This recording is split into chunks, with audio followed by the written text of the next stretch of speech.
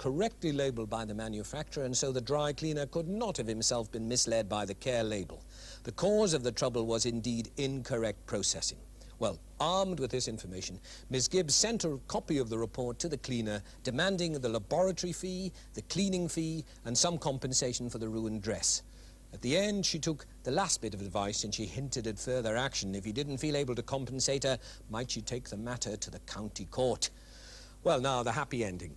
Very soon she got a reply enclosing a cheque for £11 and an apology. It was not as much as she wanted, but it was a reasonable sum, given that the dress wasn't new. But of course, over those months she'd used up a great deal of time and effort and had written and received countless letters. Was it worth it?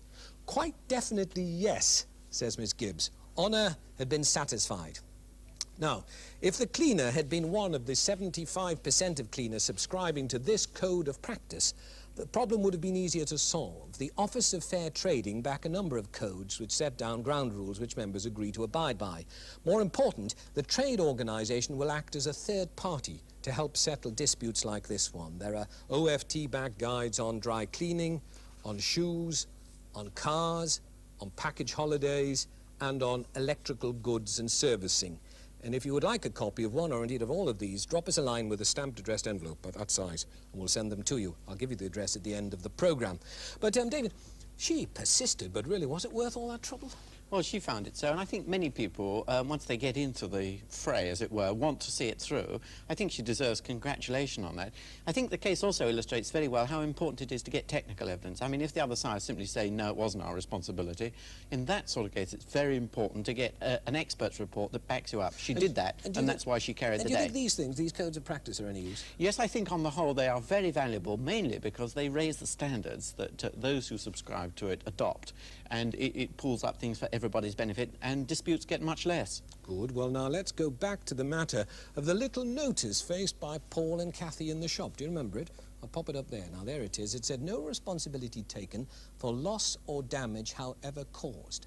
Until very recently, people providing a service have been able quite legally to escape liability simply by putting up a notice like that. But in February 1978, along came the Unfair Contract Terms Act.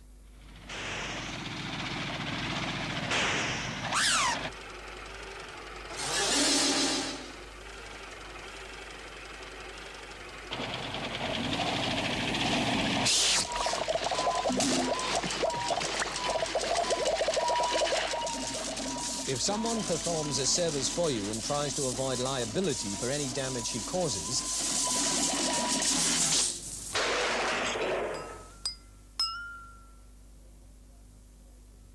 he can no longer unfairly escape his responsibility. A few days ago, we took a car through a car wash, a wash that's been known to take windscreen wipers off. Before the car went in, we were handed this piece of paper, and it says, no liability can be accepted for loss, damage, or injury howsoever caused resulting from the use of the car wash. Now, David, is that legal? Well, it's been greatly changed. It's now controlled by the Unfair Contract Terms Act, and the law now is that if your car is damaged or you suffer other loss due to the negligence, by the machine going berserk, for example, because it hadn't been properly maintained, the negligence of the proprietor, then you can't be unfairly deprived of your right to compensation. Now, you're largely responsible, I know, for this new act. What effect do you think it's going to have? Well, I don't know I was largely responsible. We had a great part in campaigning for this important reform in the law. What I think in the long run it will do, or we hope it would do, is to get the small print out of existence altogether. I mean, it's really no longer worthwhile for traders, car wash proprietors, laundress, dry cleaners, and all the rest of the bunch to try and wheedle out of their legal responsibilities by using nasty small print. So the best thing to do is for them to drop it altogether. Some of it, court, isn't so small print. If you go outside to the car park here, you will see a blooming great notice in quite large print which says no responsibility, which I take it means if somebody runs into your car when it's parked there, the BBC accepts no responsibility. Is that legal? Well, I think the BBC shouldn't be responsible if someone else runs into it, but if due to the negligence of some BBC employee your car gets damaged, they jolly well should be responsible, and I hope they'll be taking down their notices from outside the television centre and all other notices as well. Does this mean that for the most part now, if we see something saying we accept no liability, we can assume that it's no longer true? Well, not entirely so, you see, because if an exclusion clause is fair and reasonable, then it will be upheld. Now, you'll want to know what is fair and reasonable. We don't really know. It's too soon. But I think in due time, we shall find that, on the whole, firms ought to accept responsibility for their own carelessness, and they won't get out of that. That, at least, is a big step forward. That's what this Act is all about. When it comes to the servicing of goods, the largest number of complaints has come from people dissatisfied with the servicing of their cars. Here's Sue Cook. In 1970, Which produced the first of a series of damning reports on garage servicing. What they did was to get 50 garages at random at various parts of the country, and then they sent out cars with specially prepared faults from here, the Which Car Testing Centre in Essex, to these garages for servicing. When the cars came back, the results were really quite appalling. Which found that not one of the garages gave any of the cars a complete service. All too many garages charged for work which they hadn't done at all, while some actually replaced parts that were in perfectly good working order anyway. They concluded, your car is very probably being neglected by your garage.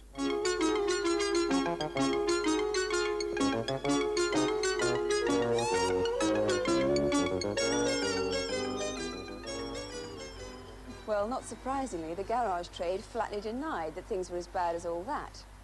But then in 1971, the Motor Agents Association brought out a confidential report which said that garages must generally accept the findings of Which, and, one supposes, pull their socks up. Well, in 1972, Which carried out a similar series of tests, with the same dismal results. This time, they asked some of their readers to prepare their own cars for servicing and check the results when they came back. And there are a number of little tests you can try to make sure that the garages actually do what they say they're going to do. And Frank Jones, you're the senior test engineer here. What are these little tricks? Well, the first thing is a lot you can do with a pot of paint. If you look down at these wheel nuts, if we put a drop of paint around that thread and on the nut, we can then see whether the wheel's been taken off during the servicing or not. This could tell us whether it's been changed around or whether the brakes have been looked at. Right, if you come over here, we'll have a look at the air cleaner. This nut on top, wing nut on top, to inspect the air cleaner or renew it, you've got to take that off. So all we do is put a little blob of paint around the back in the thread. As the nut comes off, it'll take the paint away and you'll know that it's been looked at. If we come to the rocker cover here, there's a mark here already which we've used. You can see that the paint is broken away from the centre section there. We put a blob of paint on there, around the back, just to make sure that the cover's been off. The spark plugs, we can put a small mark on the bottom of each one. No problem there. The oil filter, just a dash of paint. It doesn't matter what the mark is, as long as you know what it is. And I suppose you mustn't make these blobs of paint too obvious, otherwise the garage will guess what you've been up to. We normally use the same colour paint as the surrounding area. They wouldn't even know what to look for, really, I don't think. And I suppose even if the paint has been broken and it has been looked at, there's no guarantee that the job's been done properly. No, all you can say is that part has been looked at. We have to do measurements inside to determine what they've done, in fact, and how well they've done it. Right, Frank, thank you very much indeed. Oh, thank you. Well, in 1973, Which carried out another series of tests on 184 ordinary motorist cars. And this time they found that 2/3 of garages weren't doing a full, proper service. And once again, Which recommended that the trade do something about the standard of service it offered. Well, finally, in 1976, the trade organisation got together to produce this Code of Practice, a set of rules which all trade organisations should follow if they're members of any of these three associations. The Motor Agents Association, or if you're in Scotland, the Scottish Motor Traders Association, or the Society of Motor Manufacturers and Traders. So look for one of these symbols. Over 3/4 of British garages are members of one of these associations, and these should be following the code. One of the things it tells you in the code is that wherever possible, a firm quotation for the cost of major repairs should be offered. So always ask for a quotation. And remember, if you get an estimate is only an estimate. A quotation, a garage must stick to. It also says, parts replaced during service or repair will be made available for a reasonable period for return to the consumer. So when you pick up your car from the service, ask to see the parts they say they've replaced. It says invoices should be clearly written or typed and give full details of the work carried out and the material used, so ask for an itemised bill. And it says repairs must be guaranteed against failure due to workmanship for a specific mileage or time period, so make sure you know what this particular time period or mileage is that they're guaranteeing. It's a very useful document and well worth knowing about if you're having trouble with a particular garage. But the $64,000 question is, has it had any effect at all on the quality of the servicing? Well, last year, Which tried again, this time on car tuning rather than servicing, and many garages these days sport this kind of engine tuning equipment. And with petrol at nearly 80 pence a gallon or even more sometimes, it's more important than ever to have your engine properly tuned. But do garages know how to use it properly? Once again, cars were sent out anonymously from here to over 30 garages and inspected when they came back. The results? Well, in the words of the Which report, we found, as we found before, incompetence, wastefulness, dishonesty, with individual garages rating from the only one that was acceptable to those that were appallingly incompetent and dishonest. And Which found no evidence that garages are any more conscientious and competent than they were 4 years ago and 6 years ago when they first tested them. Well, now, I'm sure, Alan Robinson, that you would wish to dispute what Which says, and I'm sure Which would dispute any disclaimer that you made. So let's not pursue that particularly fruitless avenue. Let me ask you a different question altogether. A man takes his car to a garage for servicing and he gets it back. How can he know that the job has been done properly? Well, if he's been to an MAA member garage, he's got the invoice that's referred to in the Code of Practice, which details the job's been done. So if he wants to, and if he's competent to do it, and hopefully he is, he can check the job out if he wishes. But the Code of Practice also provides an element of trust. That garage must be trusted. Now, if he has reason to believe, from obvious evidence, there's something wrong with the car after the service, what should he then do? Well, again, the calm but firm approach, as detailed earlier in this programme by the lady with the dress for dry cleaning. Go back and ask for a manager or the managing director of the place where you've had the car serviced and talk to him and explain your problems. And I'm quite sure he'll get a very reasonable hearing.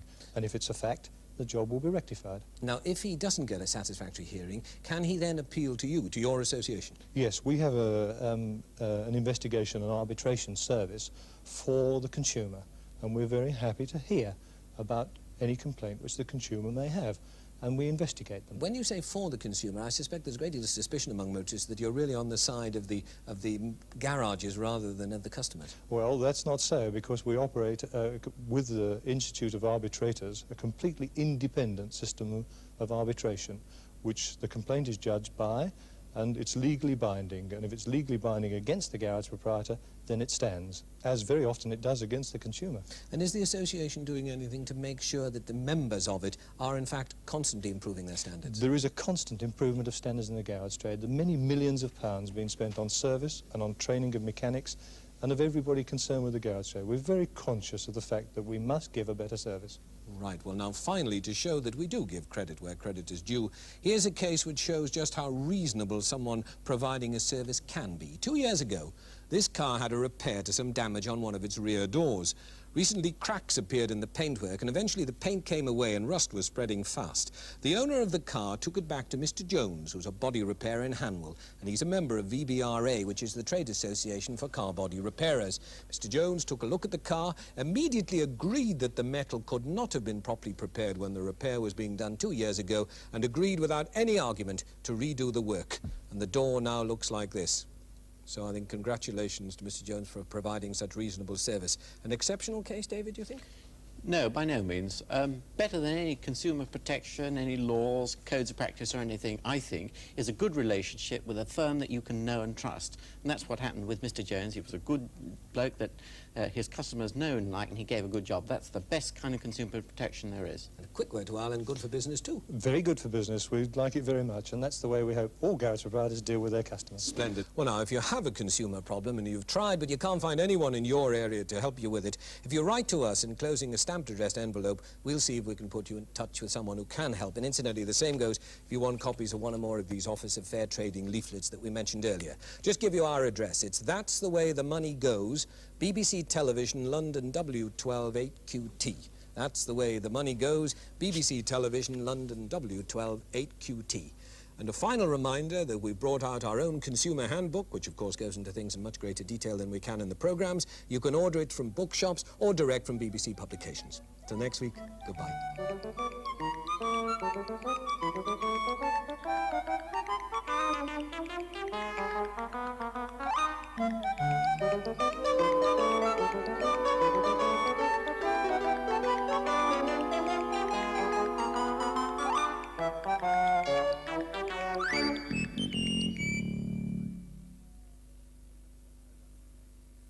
Well, since that programme was made, many consumer advice organisations have closed down, but the Citizens Advice Bureau still have an extensive network of offices throughout the country.